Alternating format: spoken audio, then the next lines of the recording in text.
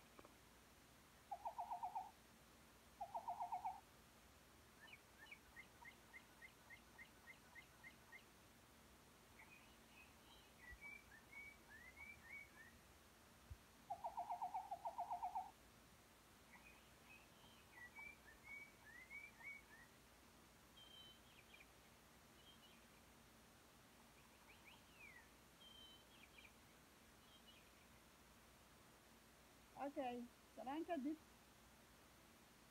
aniga waa garagtaan hawee kumaan faahfaahsan aan malaynayaa haddaba waxa weeye kumaan ahay waxa weeye idinkoo anigoo mawduuci meesha kasii wada maalintii hore meeshii aan ku joogtay iga raallaha dhowr maalmood baa meesha ka maqnaa sababta waxa weeyaan arrimo kale haddaba waxa weeye xorey reer goo xorey adigo ilaa naga qabto allah afarta lugoodba allaha diro labada lugood iyo labada gacmood iyo labada indhood labada dhagoodba allaha diro kana dhibaayo allaha naga badbaadi carabkooda iyo codkoodaba awoodiisa ilaah isagaale waxa weeye inta noogu jirta ayaana noogu dhibaato badan oo na garanayso waa kuwa maaragtay raba inay maaragtay iskana iibsadaan oo na kala qayqaybiyey oo maaragtay dhibaatada badan nagu sameynaya si aan intaan kasii gudbo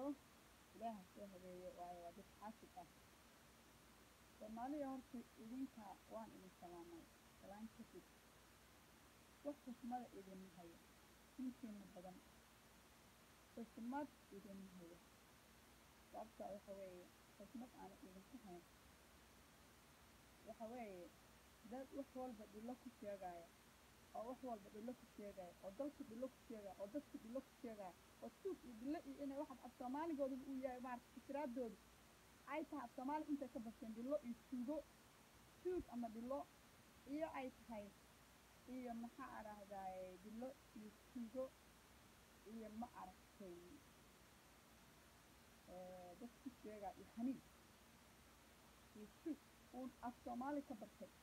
kooban ka yaqaan oo diiday inay adduunka la jaan qaadaan oo maala oo ka oo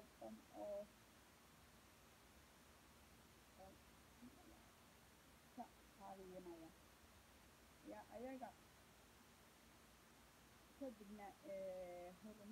horumarkooda u xayiran yahay in yar oo soomaali ah sheeganaysa magaca soomaaliyeed ku hadlaysa ayuu inta boqolkiiba 70 soomaalida ay u xayiranta horumarkeeda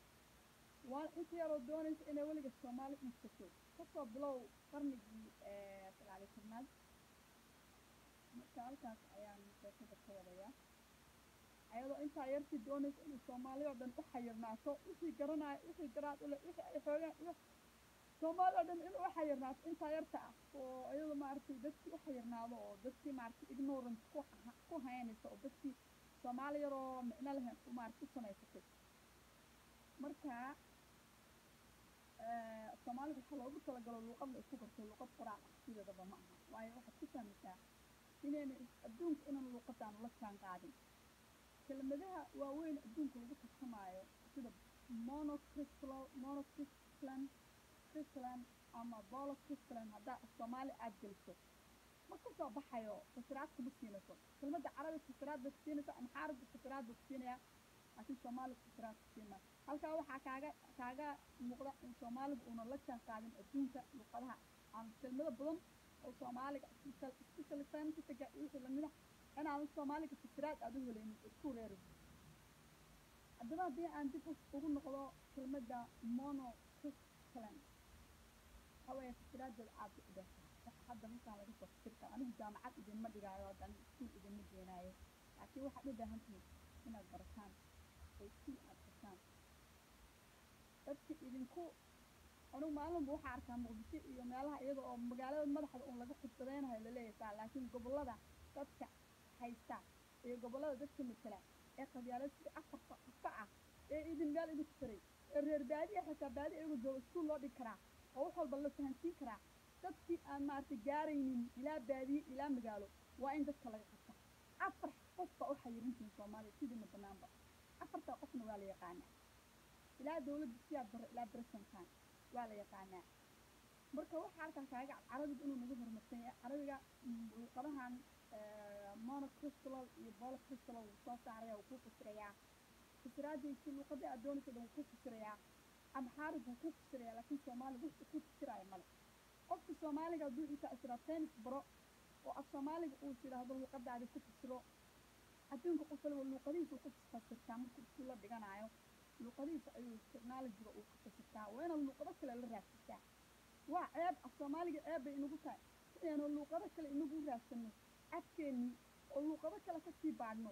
ma aha waa inaanu inagu afkeenni aynu luuqad walba fasiraadeeda aynu ahaa technology ka helnaa halkaa waxaa kaaga cad afka soomaaliga inuu yahay mid dadka lagu bahdilay oo lagu baabi'iyey oo dib loogu dhigay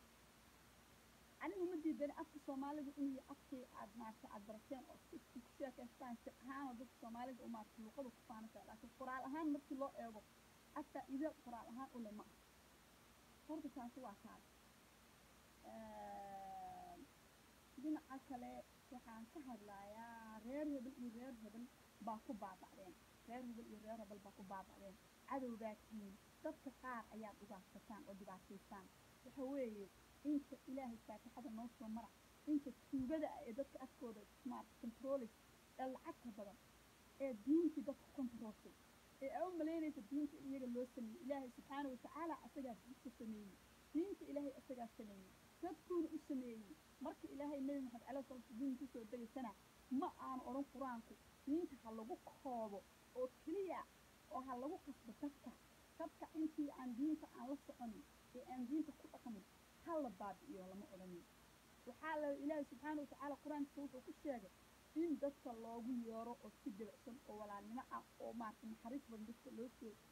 loo soo jiito oo dadka maaragtay aan la laynin oo dadka maaragtay aan maaragtay racism diinta aan laga dhigin halkan waxaan ka arkaa in diintii loo isticmaalayo racism loo isticmaalayo oo loo isticmaalayo diinta muslimka racism diin laga dhigay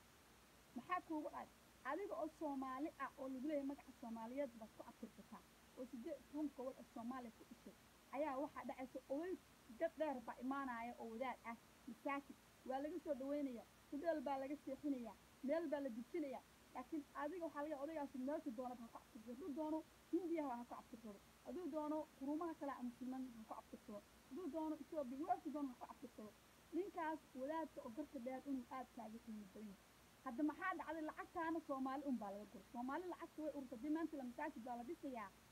qurbahan aynu joogno intaas oo masaajid malaayiin masaajid baa ka dhisan oo hadda masaajidada qaar aan 10 qof 20 qof ku tukanba lacagahan adduunka oo dhan baa laga soo gura soomaaliha ugu badnaatay oo la xaalifiyey hase yeeshee markii aad tiraahdo in lagaa soo dhaweeyo lagaa soo dhaweyn maayo waana meelaha ugu badan masaajidada iyo meelaha ay lacagta lagu arursado haddii waxa weeye qof dhimanahayana aan lacag loo ururinaynin oo soomaali ah laakiin dadkii lagu xaalifiyey masaajid baa la dhisayaa maanta haddii soomaalida masaajidka maraykanka laga xaaqo malaayiin masaajid bay ka tegisaa waxa weeyaan meel walba saasay u dhistaa meel walba markay saa u dhistana waxaa dhacda dadkii u dhisay sidii baambuuri iyo bambaasa qaxootigii soomaaliyeed dhiseen dadkii garyaamadaha dhulka cidlada roob ku di'i jiray dhulkii looga dhiibi utaanga looga cayri marka guryo farahaas ka badan xitaa baalmo ah xitaa maxaa rahda dhagax caqaar ka dhisteen in markii dambe laga raray meel walba saas intaad u dhistaan ayaa maalmaha kamida la idinka rara maraykankana maalmahanba waa la idinka rari doonaa idinkii caruurtiinaba sida sacuudiga oo kale waayo sacuudiga oo maanta muslimiin ah baa idiin diiday dhalasho caruurtiina ku dhalatay dhalasho idiin diiday waddankiinii ma dhistaan taas is the problem dadkiina xanuunsanahay uma naxariisataan caruurihiina maalin walba la tahriibinayana uma adhigteed garaysaan oo ma arkay dhaqan celin uma samaysaan waa laysaan waa gadaan waa dishaan waxaasna maxaa waaye isku dhiig ma ihin waayo laa ilaaha ila allah maxamed rasuulullah unbaa inaga dhexaysa isku dhiig soomaaliya manihin runta markaan isku sheego wallaahi baan ku dhaartay hal adiid inaynaan isku dhiig ahayn waayo waxaad ku garataa haddaynu isku dhiignahayna waxa isku dhiignahay like 5% ama 10% isku dhiignahay waayo waxaad ku garataa sida aan isku necabnahay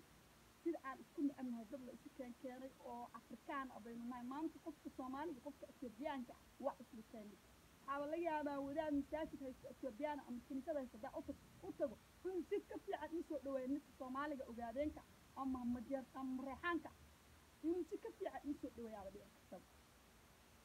markaa horta taas halkaa muslimada halkaasay ka taaganta soomaali inay maarata dhiig ay maarata isku ahayn oo waxba isku ahayn halkaasay ka taagan hay iyo aflagaado waxaan ahayn